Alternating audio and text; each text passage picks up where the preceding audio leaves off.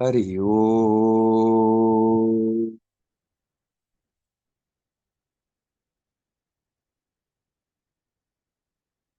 Hari Om.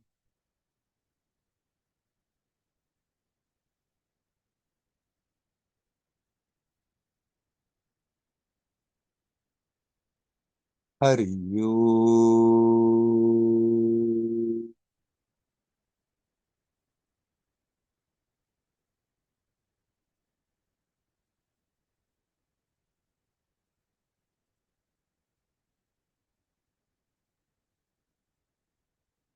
Hello, my friends.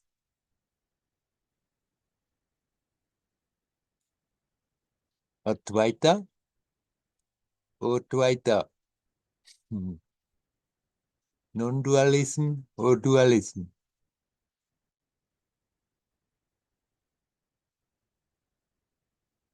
Recently, somebody asked me, but what's the point in believing in God? It's just a belief. It's just a faith. And should live only by one's own experience. There are so many people who believe in God, it doesn't do much to their lives.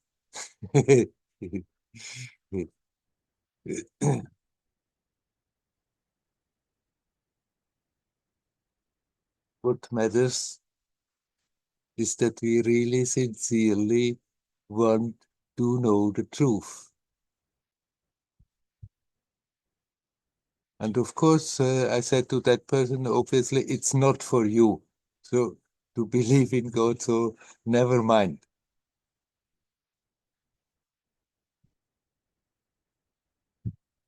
Those people who do believe in God, they have then that support when they are in trouble. They can call. They feel there is something, somebody who is supporting them, but only if the faith is strong. Now, on the other hand, Advaita, looking for truth by inquiring in the self.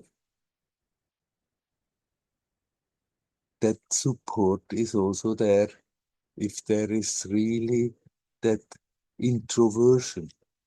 If one learns not simply to intellectually pursue jnana yoga, not looking for an intellectual answer to the question, who am I? But really use that question to bring the attention to the sense of presence that we are touching when we say I. I without thinking of the story, without thinking of a name, simply I.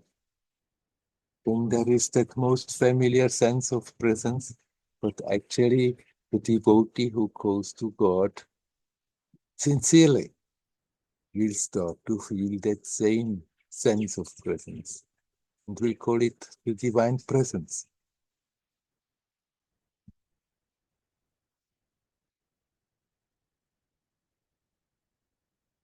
Sri Ramakrishna continued to tell people God is with form without form. God is impersonal, unpersonal.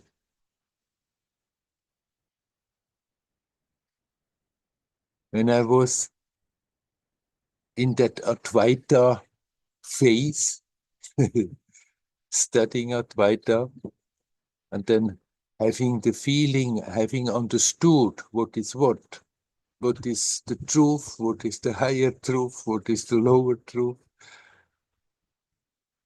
then I thought for myself, Sri Ramakrishna simply said like this, that those who are not capable of going on that straight path, that they also have something. But it was merely intellectual arrogance. Later, I became aware he really meant what he said. God is impersonal, God is personal, both are aspects, and it's so, what is so way beyond anything we can possibly imagine or understand. So all attributes, they don't mean anything. Even if you say impersonal beingness, as it's so very common in the Advaita teaching, it's simply pointing at something totally not understandable. And whatever one is experiencing, you can say it's an aspect of that mystery of existence. There's absolutely no higher or lower, whether you are going about it in an Advaitic way or in a dualistic way. What matters totally is our sincerity to find truth. And actually, you can very well combine the two.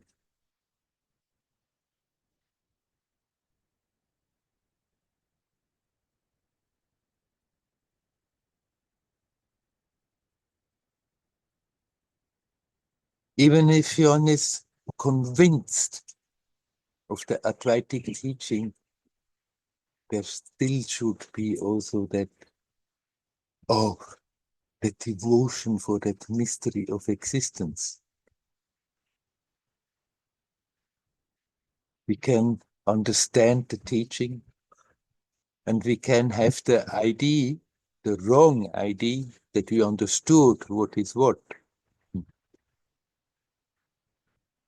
One can easily learn the books and then talk about it and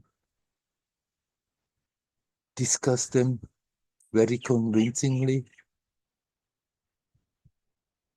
What matters is really our own experience here now. And it doesn't matter, like my friend said, but those people, they believe in God and it doesn't matter much to their life. But the same thing we can say about students of Advaita. Okay, they have studied all the great truths, but it doesn't matter much to them. Why? Because they don't study it with the idea that it may help them to really come to that experience, that direct awareness themselves. It can be, it can give a lot of peace of mind, hearing that basically you are divine, basically you are already that, basically you are Brahman. The more traditional Advaita approach is not so much the self-inquiry, but more, I am Brahman, aham brahmasmi.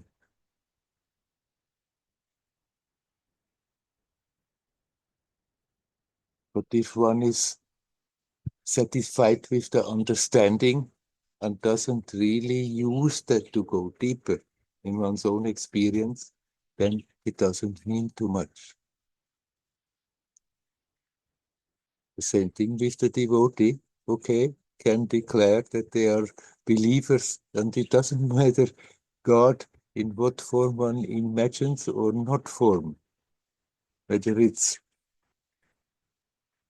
in the more Eastern way or more in the Western way, whether it's with form or without form, that believe in God, if one has declares believing in God but doesn't strive to feel that divine presence, to be in that divine presence no matter where we are going, not only in the temple or in the church, but here now, then that, of course, that belief gives a certain base, a certain peace, but it remains superficial. You cannot say that one teaching, one approach is better than the other. What matters entirely is whether we sincerely go about it, whether we sincerely want to be liberated from our old patterns that create always suffering. Whether we are really enough fed up with suffering that we can say, I have had it, I want to get out of this. There is another way. Deep down, everybody knows there's another way of existing than always creating pain, always creating tensions, always creating struggles, always living in that feeling of something is missing, not being fulfilled.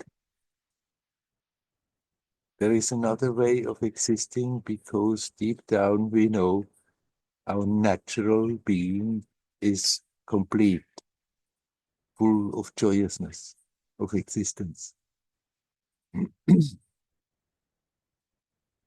Everybody wants that. Everybody wants to be happy because everybody wants to come back to that natural state.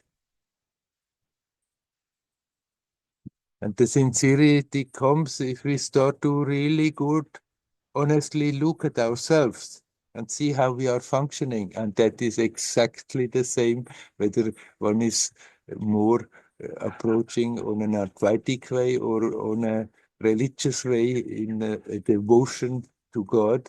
Still, we have to have a good, honest look at ourselves and see where we are creating the obstacles.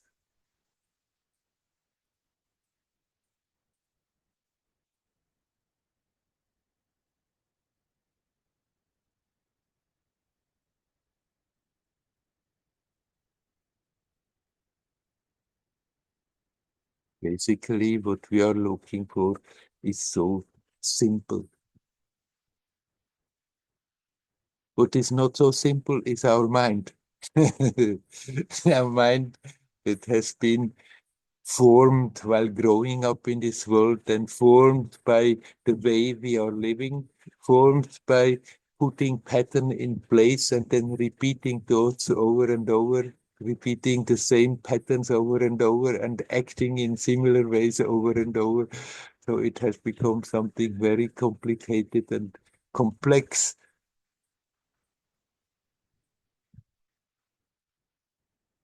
And then we imagine that to find reality is very complicated, but actually it's not. It's always the first, it's always the nearest, it's always that which makes every experience possible.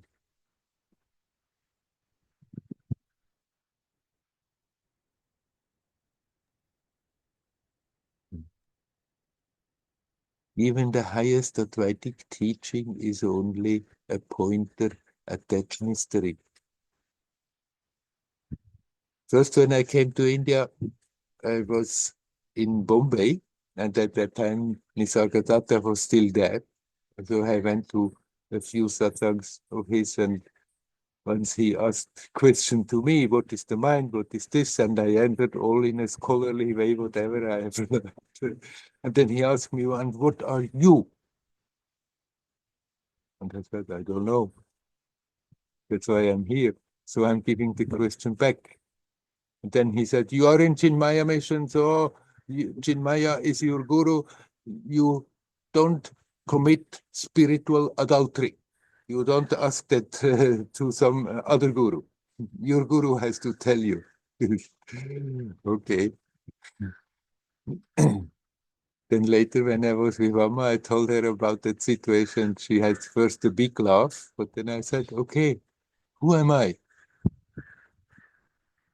And she gave me the pure, straight Advaitic instruction. It couldn't have come straighter from Nisargadatta Maharaj.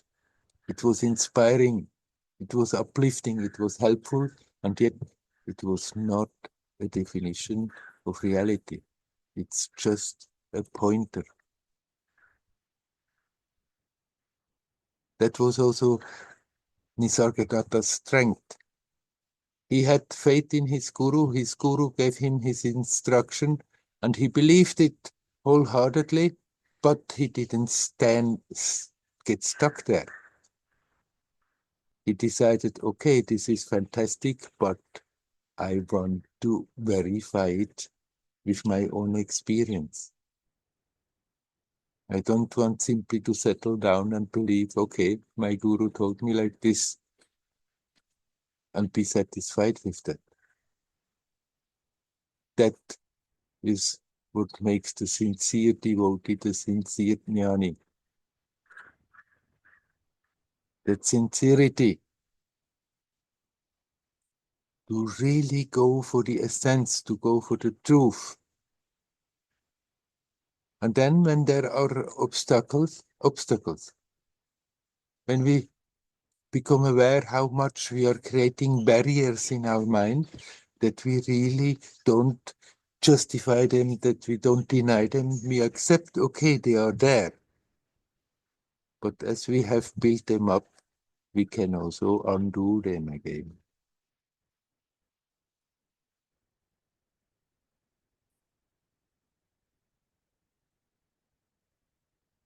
So the spiritual path is not really a path. It's not really something that goes somewhere. It's not something that we have to acquire, to find, to get somewhere. The spiritual path is more a path of getting rid of all that is too much, of all those layers that we have somehow accumulated to cover up that simplicity of pure existence.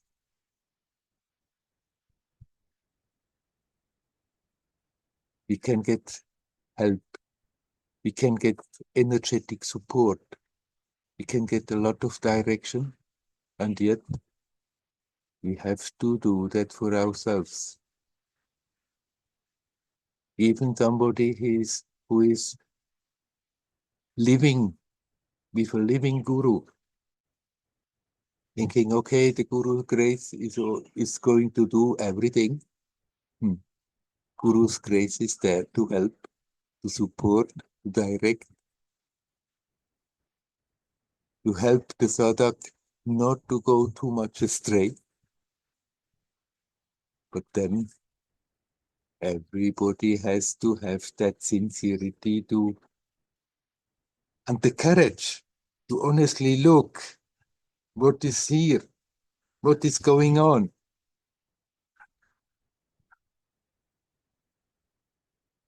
And then get rid of everything that stands in the way from being natural.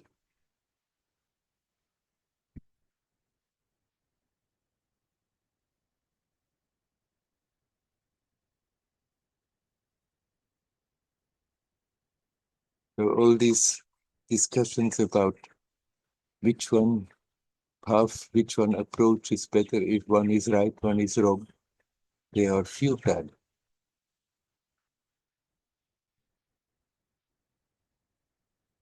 Scholars once discussed in the presence of Ramana Maharshi the different Indian approaches of Advaita, Dvaita, and Vishishta Dvaita. That's a moderate Advaita, Vishishta Dvaita. And arguing with each other. Ramana listened for some time and then he told them, what are you fighting with each other? Each one says, first you have to get self-realization. Get that far. And see then whether all those questions are still arising.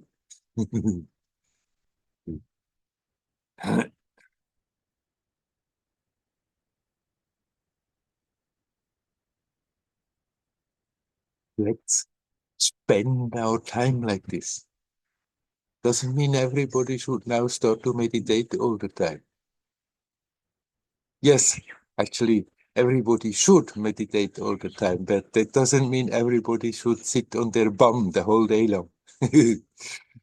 But learn to meditate when active. Learn to remember that instead of getting so totally absorbed and scattered all over the place with our attention, that we are learning to be aware. Here now there is that base, that pure beingness, that pure awareness, that pure love, that pure energy.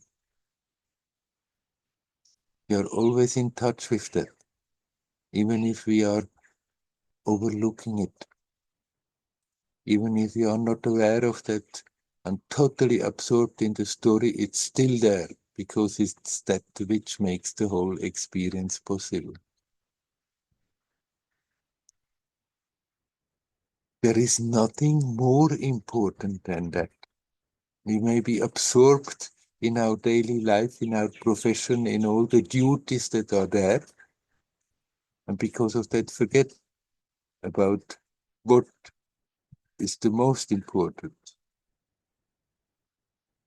And then, of course, within one story, there are always those things that seem to be so very important, and relatively they may have their importance, but nothing matters more than whether we learn to be in conscious touch with that essence.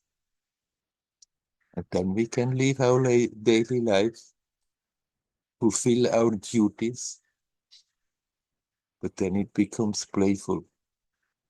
Because deep down, we know there's something that is more important, that there is something that cannot be affected by our successes and failures, by whether people praise us or blame us.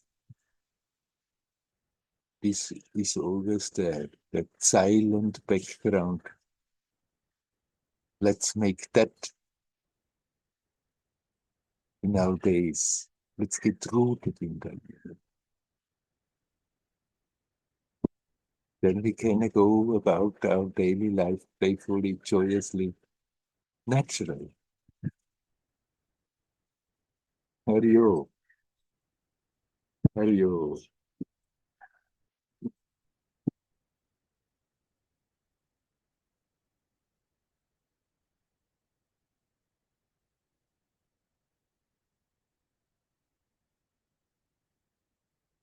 Okay, my friends, I've been talking. So I'm asking you, is there anyone here who would like to come in and say something? You're welcome to do so.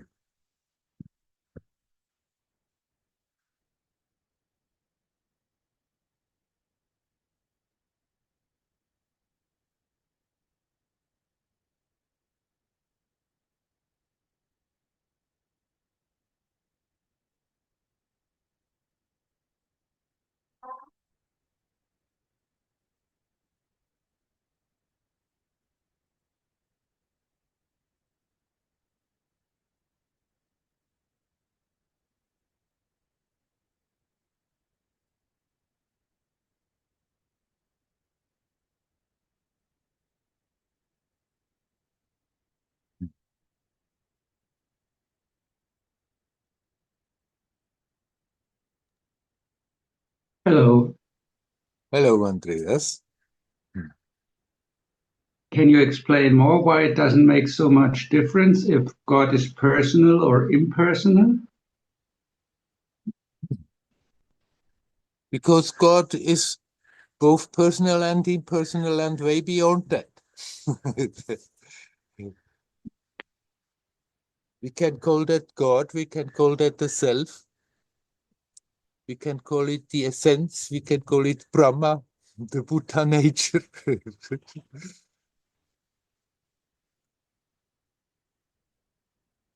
But it makes a difference only for the mind. Some people reacting more easily to one way of thinking, and some people reacting more uh, favorably to another way of thinking. But what matters is what we are doing with that. Whether we are just getting attached to ideas and concepts and are happy with that, or whether we are using that teaching and those ideas and concepts to turn the attention and become more aware of that essence. And that essence, whether it's personal or impersonal, is only a question of the mind.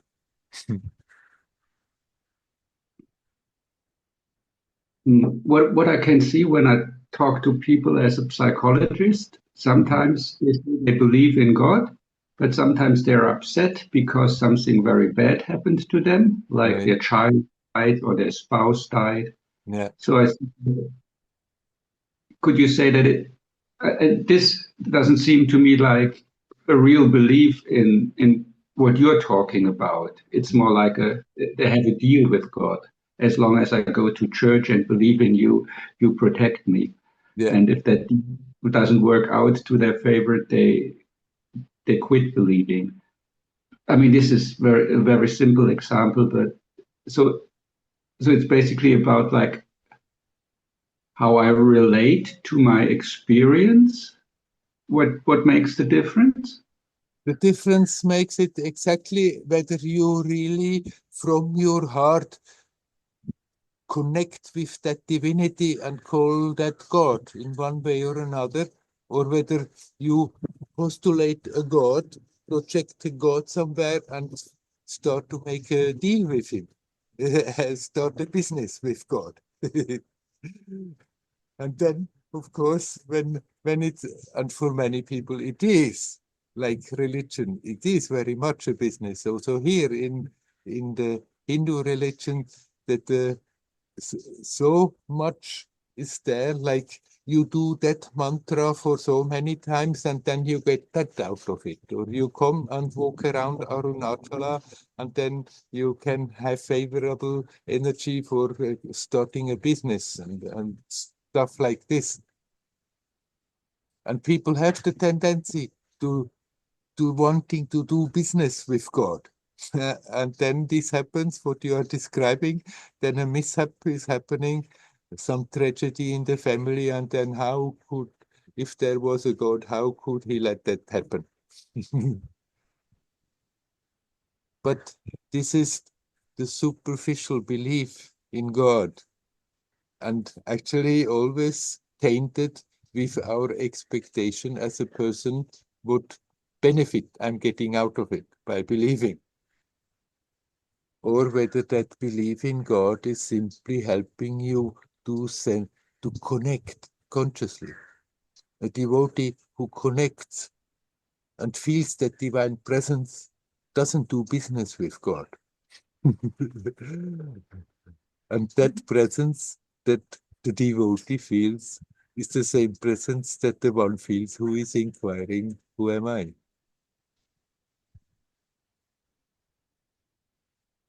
Francis Oh, of, that's Francis of Assisi, he was a great devotee. He was not a scholar. He was just a rich kid that was very uh, not spiritual in his way of growing up, having parties and having great fun in his life. But then suddenly, he always had a great connection to nature. But then suddenly, something happened. He had an experience and he started to open his heart to God. And in the beginning, he was just talking and talking and talking with God. People would hear him praying the whole night long, talking, telling so many things, and it reduced, his talk reduced. It was more and more that he just started to feel that divine presence. And, and then it reduced to the sentence, oh my God, oh my God. Just sitting there and praying, oh my God. And then finally, he simply even dropped the oh my, and there was simply Dio, Dio, God, God. Feeling that divine presence. Not doing business with God, okay, I'm doing this, and then I have to have that out of it. And then that sincere devotion, that sincere connecting with that divinity is the same like the sincere connecting of the one who doesn't believe in a God and just impersonally connects with that essence, that sense of presence.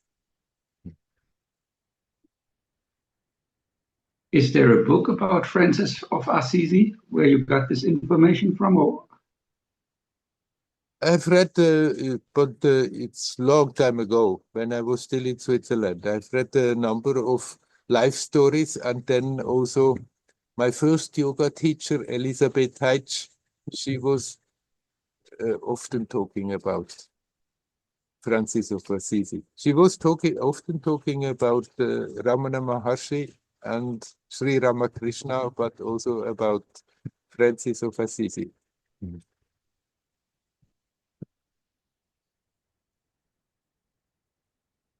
Sure, if you look up, you will find books. okay,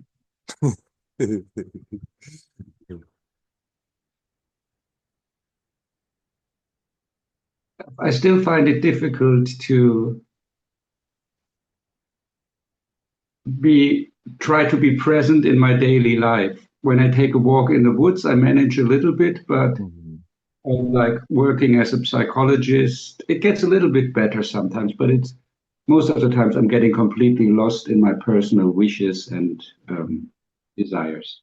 Yes. And whenever you become aware of that, at that moment, you just turn your attention 180 degrees. I don't think, oh, there I'm going again. You see, I'm never, I'm never aware. But the moment you remember, just that moment, you connect and relax. And even if you stay only a short moment, that short moment is precious. Just consequently, whenever you remember, connect. Whether you are alone or whether you are walking down the road or whether you are with a patient, the moment you remember, at that moment, you really connect and relax. And not think, oh, first I'm finishing this and then I'll do. If we do that, then we always postponing. It And feels kind of shallow when I do it in my daily life. When I do it during morning meditation, mhm, it feels like deepening, and it takes like a while before I'm getting more present and yeah, some light is manifesting in my mind and but in like the daily life, it's just like I get a little bit more conscious of my physical sensations. mhm, And sometimes I relax a little bit, but it feels still shallow. feel shallow. But then it's better to do it shallow than not to do it. It's not an excuse not to go for it. And then gradually it may also happen that even in the midst of activity, it won't feel so shallow anymore. Mm. Sometimes I'm sure that you're also experiencing it out of the blue. Suddenly you feel totally connected, even if you're not officially practicing. And then when you try it, sometimes in a certain tense situation, it may feel shallow, but still it makes all the difference. The difference is whether we are really sincerely attempting it or not. How much we are successful each time doesn't really lay in our hands, but whether we attempt to connect consciously or not, that lays in our hands and makes all the difference whether we are going about it. So don't get disheartened and feel it's not much use, it's too shallow. Then never mind, you connect as good as you can. You relax in it as good as you can. Is a hallmark of this maybe how much I surrender to a divine will instead of just always like looking for my personal will, my personal choices. Yes, you can say so. In the language of the devotee, you would put it like this, that you learn to accept everything as God's will. In the language of the Advaitin, you can also say that you become aware how unimportant things are that we have always taken to be so important. All these little personal things that we keep in our mind, if we have a good look at them, suddenly they don't seem to be that important anymore, and you become aware there is something so much more profound that brings so much more sense of fulfillment than anything else that we can keep in our mind. Okay. Just continue as good as you can, without without starting to blame and judge yourself when it doesn't work so well. Then okay, that was the past, but right now I remember, and right now I connect. Yeah, it seems slowly to change. Yes, Listening in the last 2 years have changed my practice and my attitude still. yes. So then you just continue like that, huh? Okay. Okay. Wish you well.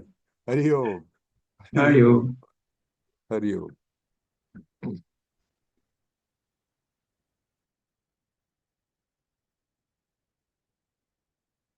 Is there anybody else who would like to say anything?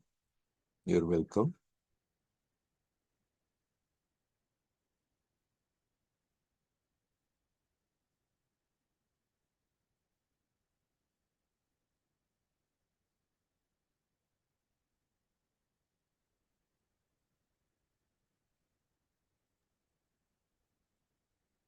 Hari Om. Hello, because Uh, Werner, I would like to remember a situation which had happened long time back when I was on a ship, and one of our mates, so he was a pilot, and he went for his leave, and he never came back. So then we came to know that he was in love with a girl, and he committed suicide because she was not willing. So I understand this situation of separation is very tense and creates havoc in personal life. And you have told us that we should go inside and breathe and try to visualize the situation and peace into it. So my question is there anything called as soulmate, or it is all just a mind thing which we have made? I mean, essentially, we are all the same. Energetically, we are all connected. But then, how this essence is manifesting is different from one to another, from one place to another, from one person to another. So, in that oneness, there is also the multiplicity, all the myriads and myriads of different ways how that one essence is expressing itself. And in that relativity, in that manifestation of different expressions of that one essence, there are certain manifestations that they are vibrating much easier in the same way, that there is a natural connection on top, on the relative level, on top of that connection that is anyhow there between everyone. So whether there is for every, I don't think there is for everybody just one soulmate somewhere in the world. And if you are lucky, you are going to find that soulmate, and if you are not lucky, you don't. But that there are certain people who naturally you will feel more attracted because they vibrate a bit in a similar way than you.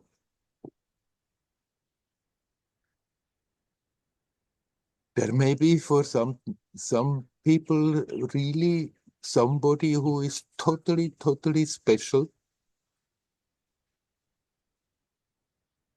But I don't think this is just a law that it's for everybody like that. But that there are affinities, there is no doubt. That there are beings with whom you feel naturally at ease, at peace, and others, even getting into their presence, they may start to rather have the tendency to make you nervous. So I'm not so into that thing of the one soulmate. For some it may be so, for some it may not be so. But that there are people with whom it is natural to be together, and if those people find them and they are in a relationship and live a lifetime together, then they may be very lucky that it is like this. And others may think in the beginning, because certain aspects are attractive, after that they found out, oh, there are plenty of other aspects that are not so much mutually attractive. And then their ways may part again. Or they keep together, but it's not a happy thing.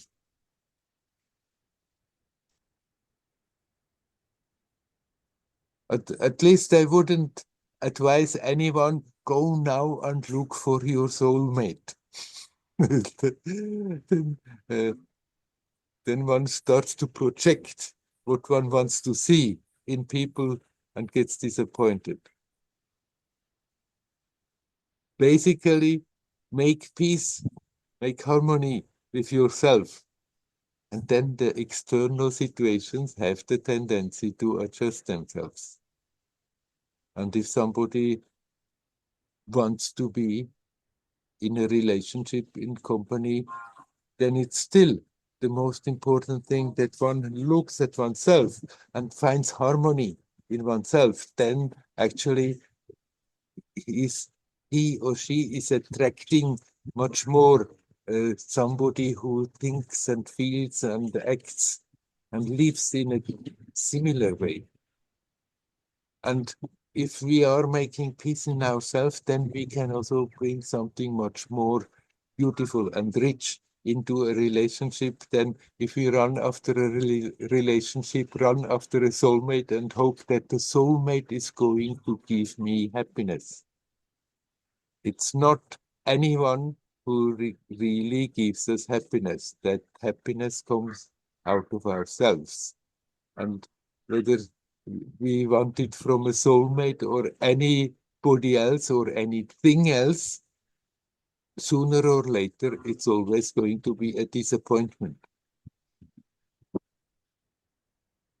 Now, sometimes people get so hooked into that it's just too much, like you described about that pilot who just went off and committed suicide because he was so heartbroken that his love was not coming back, because he was expecting that his life will be fulfilled, complete, if he's together with that girl. And if it's not happening, then that life cannot be happy. It's an ignorance in our own mind that we have created, that we need this, that we need that, and then finally we are complete. That I'm a half and there is somewhere another half, and only if we are together we are complete. You are complete in yourself. Everybody is complete in themselves. And two who are aware of that can come together and share their life together and enrich each other very much. But still, that awareness is there. My happiness is not dependent on somebody else. It's not coming from some person, not from a soulmate, not from anyone. It's coming out of my own self.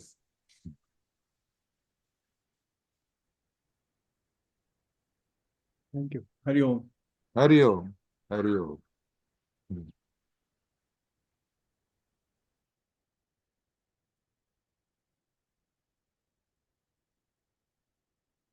Is there anybody else who wants to come in?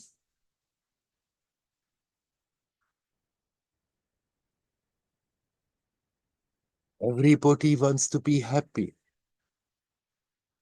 because we know our natural state is pure joyousness.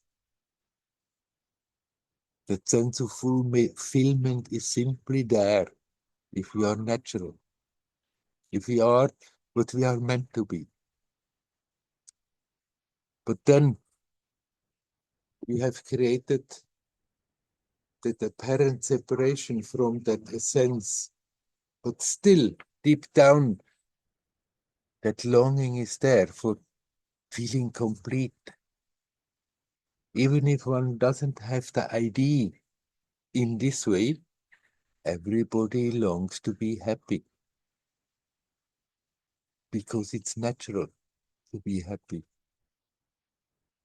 But when we are totally absorbed in our mind and the mind has been totally into the stream of events in this world, then the beliefs are formed that we have to find that sense of fulfillment, that happiness somewhere else.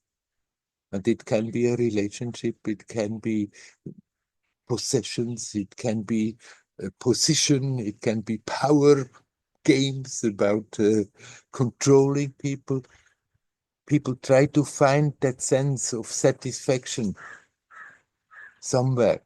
And sometimes it seems to work, but it works just for a moment and it's changing again. It's passing again. And then when the situation has passed, then one feels, oh, I was so happy when this and this happened, so we try to reproduce it and struggle to bend the circumstances. Sometimes it works, and in spite of that, it doesn't bring the expected happiness. And sometimes it doesn't work, and then we are miserable because it doesn't work. It's always a struggle, trying to find what we are looking for somewhere, not knowing we have that treasure already with us. It's like a poor man who has already a tremendous treasure buried just below the surface on his little property. But he doesn't know it and lives his life poorly. He just would have to unearth that treasure and he wouldn't be in troubles all the time like this. The treasure is always already there. That happiness, that sense of fulfillment.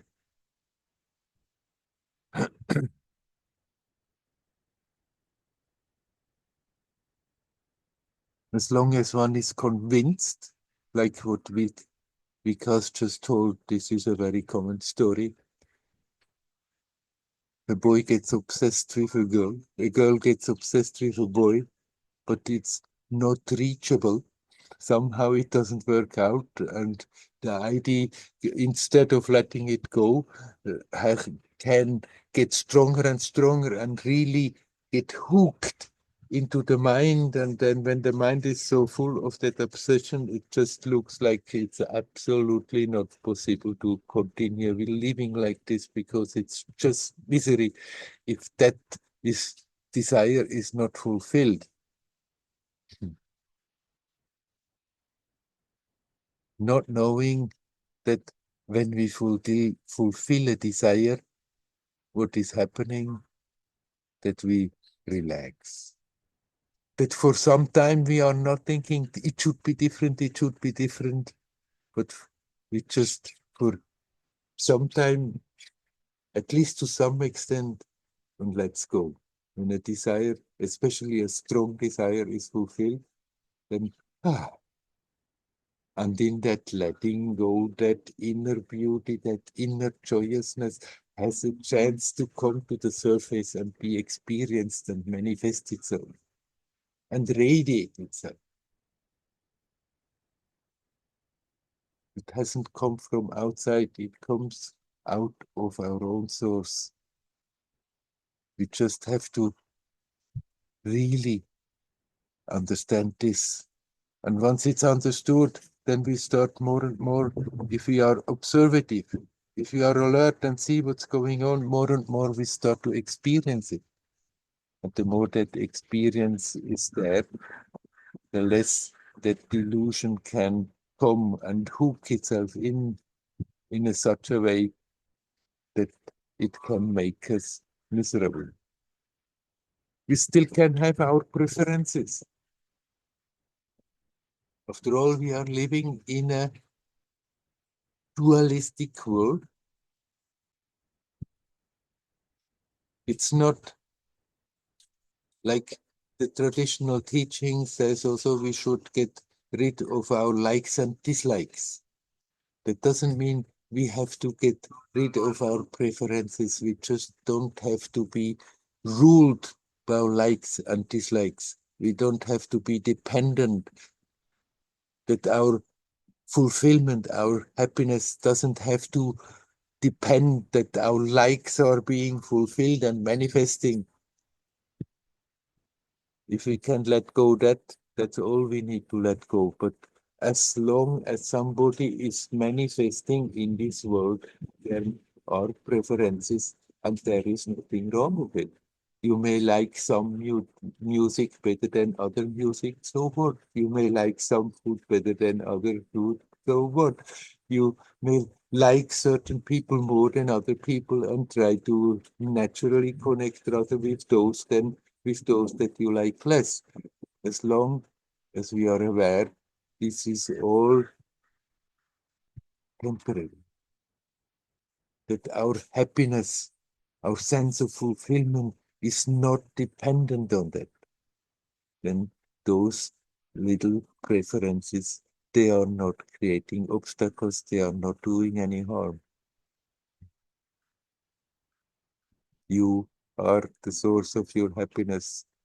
It's coming out of that timelessness. Here now, it's already there.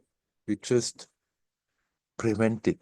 There are too many layers of tensions that we have built up and we can learn to let them go and it simply comes up and that awareness dawns that we are connected with everything.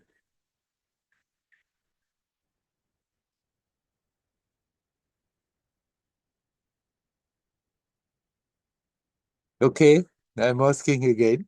Is there anyone else who would like to come in? You're welcome.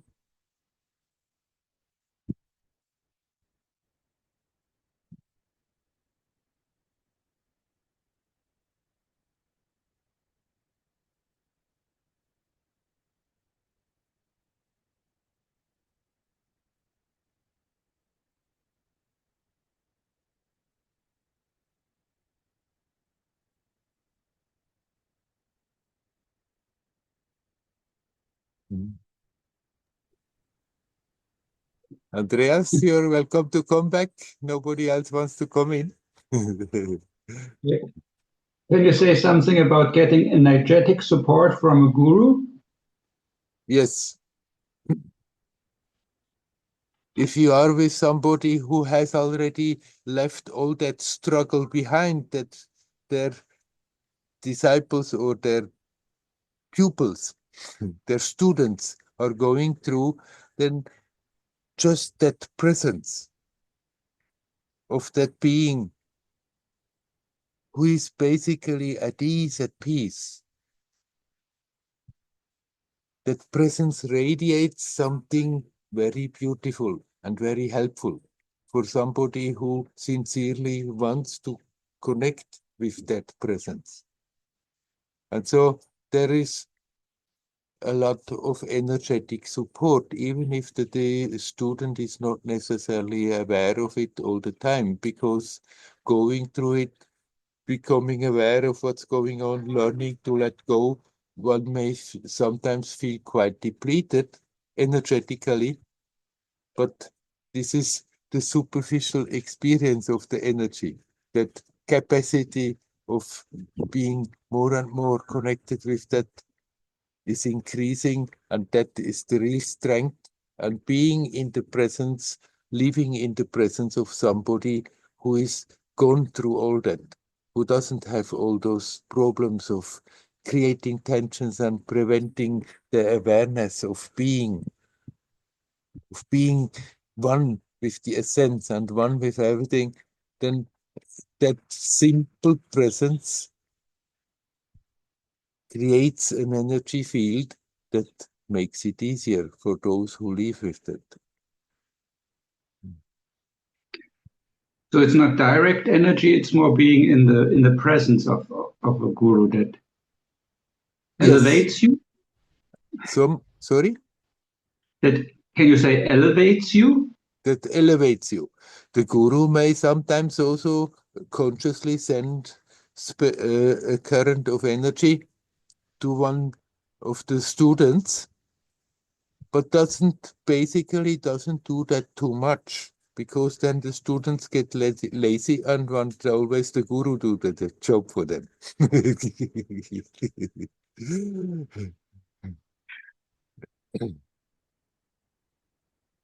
Okay. Basically, it's just that you can also, if you are connected with a guru, you can also not live in the physical presence. And just by your heart opening and connecting, it's like what I said before about the devotee and God. If you're opening the heart and feel that divine presence, and a disciple can also do that with the guru, who is physically here in this world, but maybe the other side of the world, but still can connect and feel that presence, and then has also that energetic benefit, like living in the physical presence. Simply, it needs more alertness to keep that current up, while if you are physically living near, you can't escape it. So that's the meaning of satsang, or what is the purpose? The purpose of satsang is exactly connecting. Satsang, you connect with truth. That's the meaning of satsang. And living in the presence of a guru is also satsang. And when we come together and talk with each other, then it's not to just kill the time, to hang out a bit, but to try with our talk to remember to look in the right direction. And that's how also then when different people come together, everybody is contributing to create that field that helps. That's why people look often for a sangha, for a group of people where they can connect with, because when they come together, then there is an increased energy field, but it's not that you have to have that sangha and be always there. You can also connect with that essence wherever you are, all alone. There are these helps, but it has to come naturally. We cannot artificially create it. We cannot think, okay, I need a sangha, so I'm going now in a group, but actually the group and it doesn't very well fit. And then instead of helping, it rather gives conflict. If it develops organic, naturally, then it's helpful. Is there a difference between like online satsang and physical presence satsang? There is a difference. Be in the physical presence, there is something extra that is not there. And when people ask me when the first lockdown was there, and they asked me that you can do on Zoom, and I had a bit hesitation and misgivings thinking to do that online. And then we tried, and I was very surprised that how much of a field can be built up also online, that everybody can be connected, even if we are physically in very different locations. So it's not as potent as sitting in the same room, but it is still doing much more than I would have expected before. So do you think it makes sense to meditate together online? Because sometimes people do that, and I thought, I don't need it. I just do it by myself. That works, and I didn't see any great benefits for Yes. connecting online during meditation. I cannot say it makes sense, nor can I say it makes no sense. If some people feel inspired to do so, then it may help them. But if somebody is being told, hey, come and sit and meditate and together online, and he feels this is something strange, then I don't think it's going to be very helpful. I thought I have my eyes closed and I'm focused on my breath, so I'm not getting. Yeah, I don't know. Yeah, I don't know if there's a connection during Yeah. that time. Not looking at the. No, and you don't need it also. You can very well meditate by yourself, but I can understand that people who have started to feel when they connect online, whether they connect from one person to one person, that there is still another connection than simply thinking about somebody else. And people who have experience then start to experiment, like doing that, what you say, meditating together online, and they may inspire each other and energetically connect easier because of that than if they were not doing that online thing. So, but I would say just for people who really want to do so, that they really feel that and believe that, and then it can be helpful, but not as a recommendation that now people should do that all the time. Okay. Hari-o, Hari-o.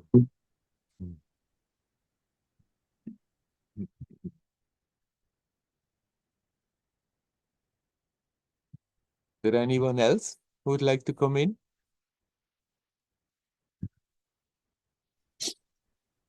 Hello, Werner. Hello. Hello.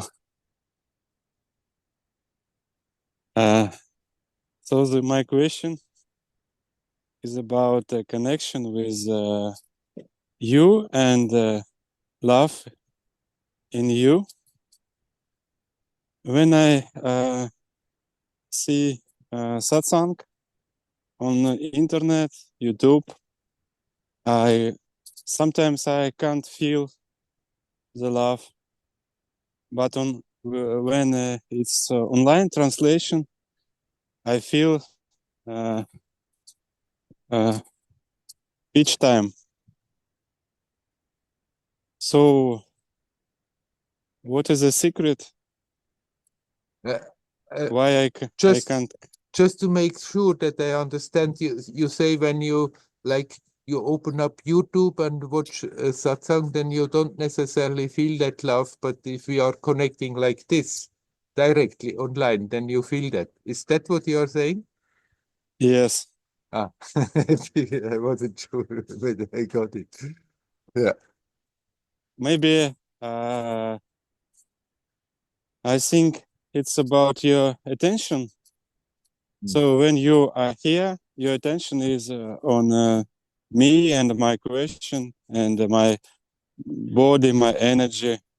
But when I see satsang, maybe you cook or sleep, maybe something doing else.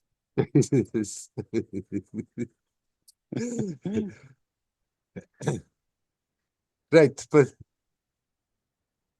actually, as I said before to Andreas, I was surprised when we started this online thing, how much of a field has built up.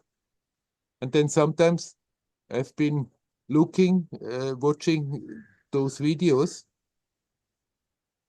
And actually, I would watch it when I was cooking and chopping vegetables and watching the satsang, our old satsang, and I understood even there, again, like there is a difference when it's directly like right now, or whether you have it from YouTube, but like there is a difference whether you are sitting in the same room or sitting in the same cyber room. There is a difference. And there is again a difference whether you are sitting here now and immediately, directly, the attention is there and getting it from YouTube. But even there, it's building up. And then it depends also how much the one who is listening, who's looking, is giving into it. And obviously, also for you, it's much easier when you can see me and look at me and talk to me directly to connect than when you just see that on the YouTube. and it, of course, the attention is there and that does something. You're right. But it's also, you may also open up enough just watching the video on YouTube and still then feel that connection.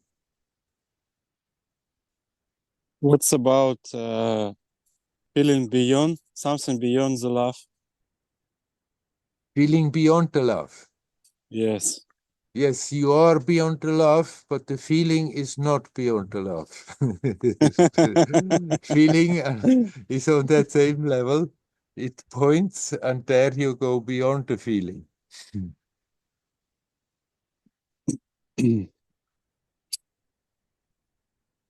But I can feel it with my senses that I am dead. Right. You can, the senses can point at that, but they are not that. It's not what is prior to that is not a feeling. We may say it's a feeling, but actually it's just because we don't have a word for it. We cannot express it. It's connecting feeling and the actuality. Right. And I think it is one. It's all one, and it's all multiplicity, and it's the same. That oneness is the multiplicity, expressing itself in the multiplicity. It's all one, and still there is the many at the same time. But I don't, if I know what I am, I don't live as I am. I live as a person. I live as a consciousness, but not live as a absolute. I can't, I know it, but I can't be it every time. So what is secret maybe? You just continue to connect, and then you feel you are connected, and then you feel you disconnect, and then you are again a person, and on the personal level. And then you connect again, you are not a person, you are that. But then you become aware that eventually that your attention gets so deeply sucked into that essence that you don't lose it anymore. And then in the situation where it's necessary, the person arises. But then you are aware, okay, this is just a role that I'm playing in this theater. I am not that person. I'm just playing that role. Like an actor on stage plays a role, knowing I'm not that character, but still plays the character. So you can then be aware there is that which is not affected by it, that doesn't move in all that movement, that simultaneously you can become aware of it. But for sometimes it may feel, oh, now you are connecting, and then floop, you're slipping out of it and you're a person, floop, limited. And then you come again and connect. But the way is just to continue doing that. And then things will happen by themselves. You cannot decide now, okay, from now on, I'm free from that illusion ever to be a person. You can decide, but it's still happening.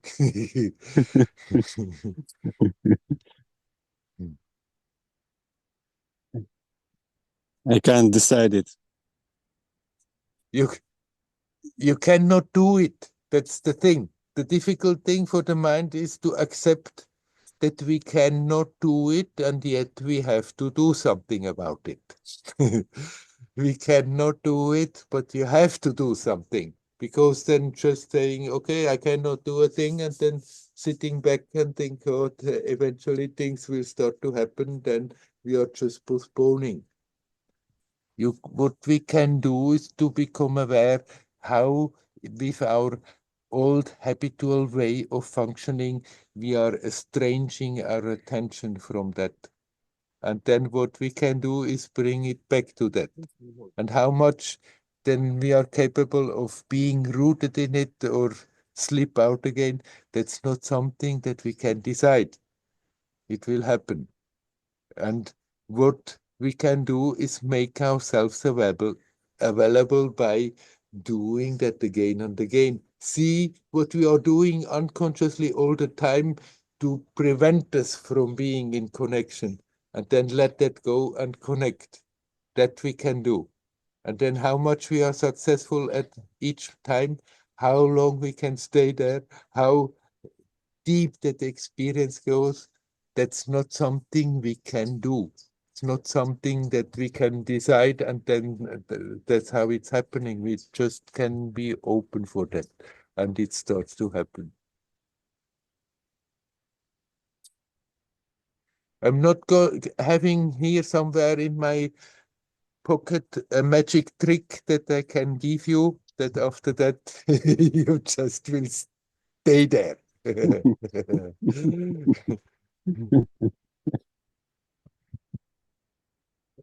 So why some gurus can do it, but if some gurus can, you can also. Some gurus may say so, but then they say they can do it only to somebody who is ready, because otherwise it doesn't work. There are those gurus who may put people into a certain state, and it may not necessarily in the long run be very helpful if they do so, because the disciple may get lazy and want that the guru puts them back in that state. They cannot hold it. We have to somehow be ready ourselves.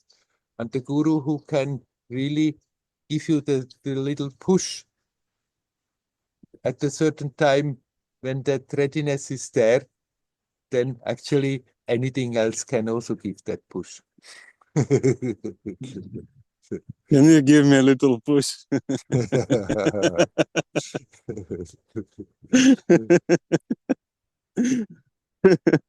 Many times. You are doing fine. Just continue like that. Okay. Shall we leave it at that? Maybe somebody else would like to come in for a moment. Huh? Shall we leave it at that? Hari Om. Hari Om. Hello, Rita. Hello, hello, hello, Werner. My question was, I mean, somehow it was like the same as in the previous talk. I have, meanwhile, I think I have a clear understanding who I really am from intellectually, this eternal, infinite awareness. And yes, I wonder what can I do to really feel, to experience it, and what you said is again and again bring the attention away from the world, and but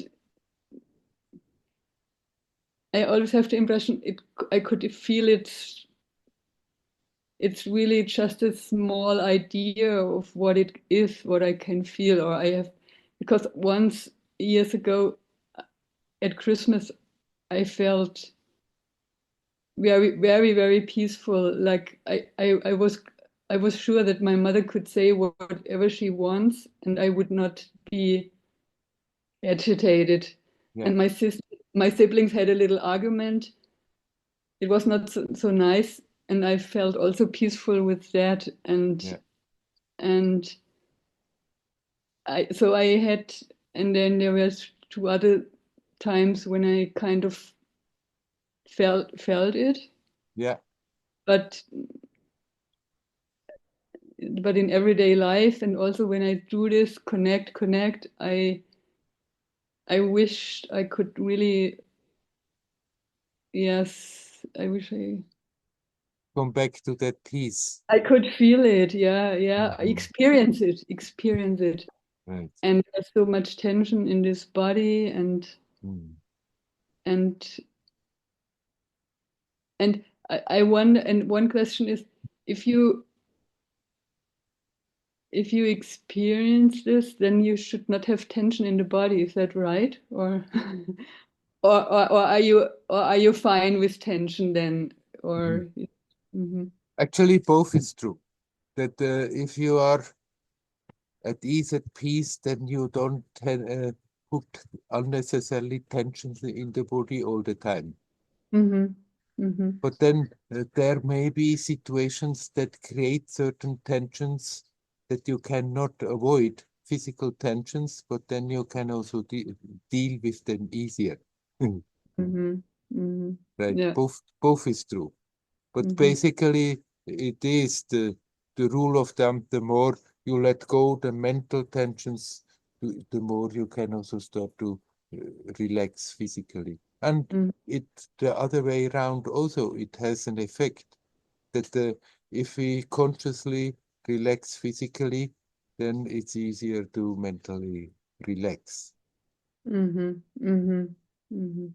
Yeah. That's why often I say when people have certain emotional tensions, emotional problems, then let it come and see what it is doing, see how it is manifesting physically, and then start to relax.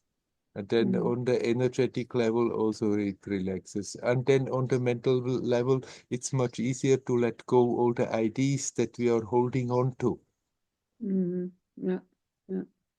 Mhm. Yeah.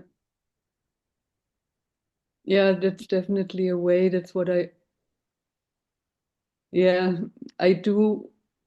I feel so much, I feel it like a dis-ease or like a fear in the body. And when I have was heißt Mut, the courage to meet it, then I realize that it loosens. Yes. And but often in these situations, kind of, I look for release everywhere elsewhere. Everywhere Like else, right? eating something, going for a walk, meeting somebody, blah blah blah. Yeah, Yeah. it needs really courage to meet that, or to in the moment to do it. Then yeah. Mhm. Right. Uh, if somehow the confrontation gets too strong, then Mhm. it's also justified to take a break and go out and meet somebody, but Mhm. not to put it away and think not to. Then you come back and you continue where you left it. Mhm. Yeah, yeah, But we yeah. do somehow, it's not that we have to look back and face every damn little thing that has ever happened. But there are those things that are there nagging and creating problems. Mhm. And those somehow, if we just continue to push them again back in the subconscious, then they just stay there and keep on nagging from there. Mhm. And Yeah. then eventually we have to have the courage to let them come up and see what is really going on and learn to deal with them, learn to relax in it, and in that way release the energy that is still caught up in it, locked in it. Yeah. And then it stops being an obstacle and creating trouble. And I think it is normal that it often feels like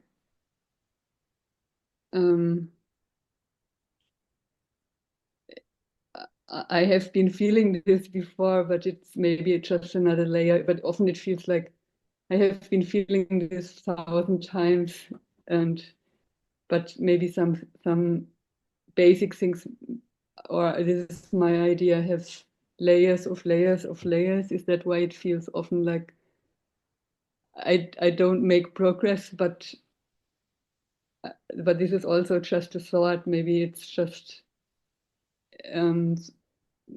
some basic or strong issues. They need a long time, or they need to be felt many times. Or Yes, every story is unique and different. You cannot say it's going like this and like that. And when you are in the midst of it, it's difficult to see whether there is really a change, a so-called progress going on or not. Sometimes we may spend a lot of time and think nothing is happening, and then suddenly we become aware, there is still, by signs, like you are confronting a situation and you become aware, I could keep my cool, where previous invariably I would have reacted. So it seems something is still going on. Subtly, on a subtle level, something is going on. And there are things that are easily, when they come up, they are easily seen and we can drop them. And then are other things that have been heavy loaded. And then because of that, we may have to take care of them repeatedly. And they take their time. But even something very heavy, with patience, with perseverance, even the worst things can be neutralized in such a way that they stop being handicaps, that they stop being traumas, that they stop being obstacles in that to that peace where you want to come back to. But it's good when something comes. We don't have to go and dig in the dirt and think, where is there something more to find? Where is the...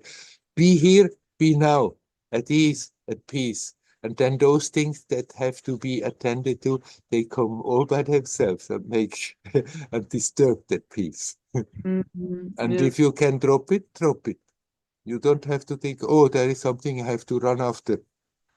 If you can drop it, drop it. But if it's just nagging and comes back and back, then you can surrender to the fact, okay, this is something that it's better that I accept. Let it come to the surface. And then the memory comes, the emotion comes, the energies come, and you try not to get lost in the story or in the whole line of stories that are connected with it. You try just to be here now, and while the memories come, while the energies come, and see what they are doing to your experience right now, and learn to relax that. And in doing so, you see it more with detachment, and it's like it's evaporating, that thing that is locked in it. Yeah. Thank you for this hopeful picture that even the heaviest things can change with the time. Definitely. Yeah. Some people just say, that's how I am. I cannot change it. But this is not true. You are prior to that, whatever it is. We are prior to that. And then we gotten used to function in a certain situation because maybe of heavy traumatic experiences. But there is no point in keeping a lifelong blaming that after that I am doing it to myself again and again and again. And then it's becoming so strong that we may easily think this is absolutely impossible to deal with it, but it is not.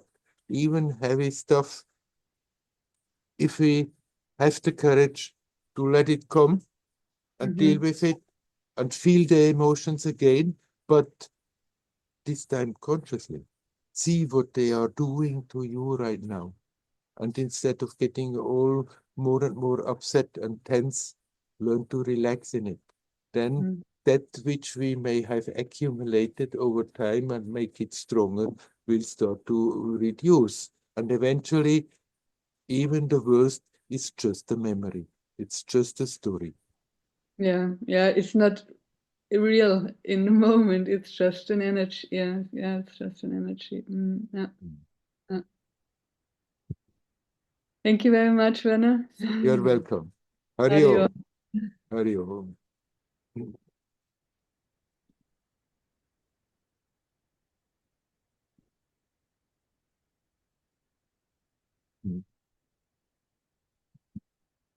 Whether with Advaita convictions, whether with Dvaita convictions, non-dual or dual, the job that we have to do finally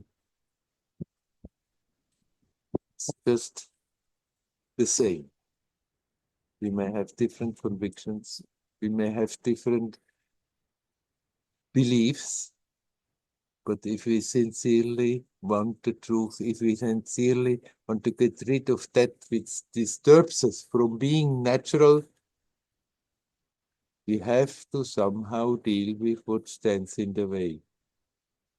Learn to recognize it, learn to let go of it, to come back to our own natural way of being. I wish you all well.